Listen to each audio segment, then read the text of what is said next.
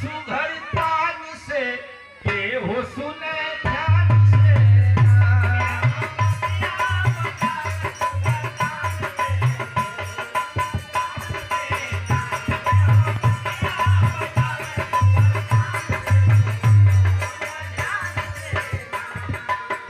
लगला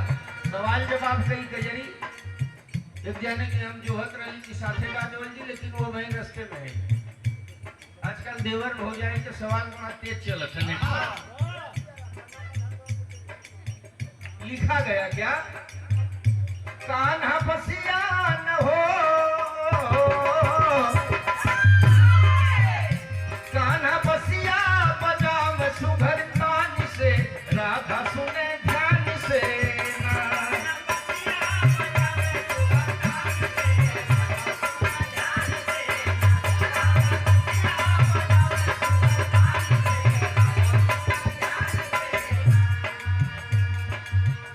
सवाल जवाब हम दोनों कह देते लिखा गया क्या बैठी कवने वृक्ष डारी बैठी कवने वृक्ष डारी के हो घेरे आरी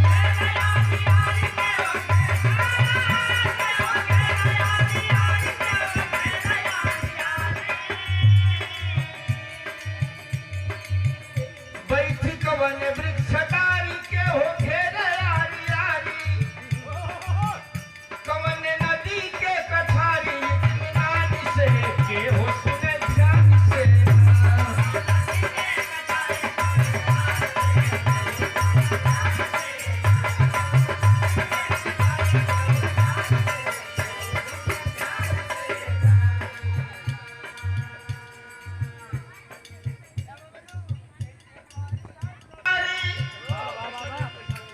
कमकेदारी गोपी घेरे आरी आरी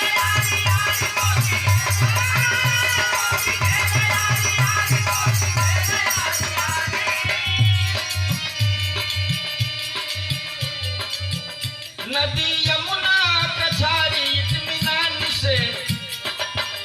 नदी यमुना कछारी इत्मीनान से राधा सुने ध्यान से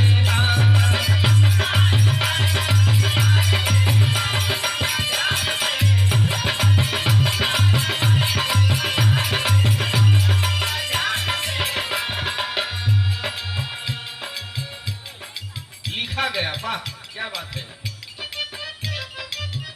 के हो तजी के प्रीत भइले कुंवरी कनी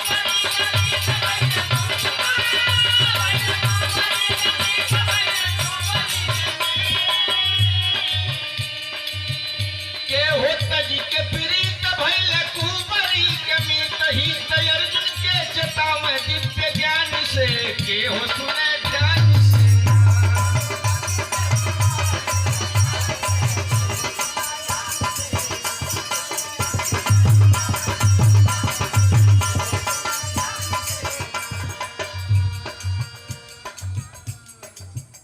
कृष्ण तजी के प्रीत कृष्ण तजी के प्रीत भइले कुंवरी कनी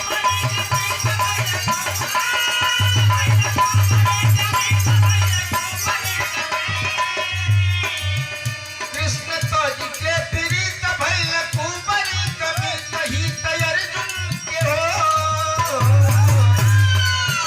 हित अर्जुन के चेतावे दिव्य ज्ञान से हित अर्जुन के चेतावे दिव्य ज्ञान से ज्ञानी सुने ध्यान से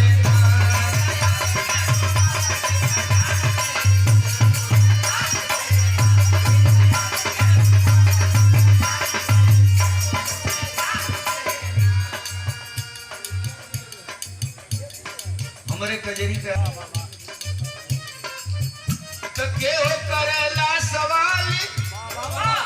के हो करे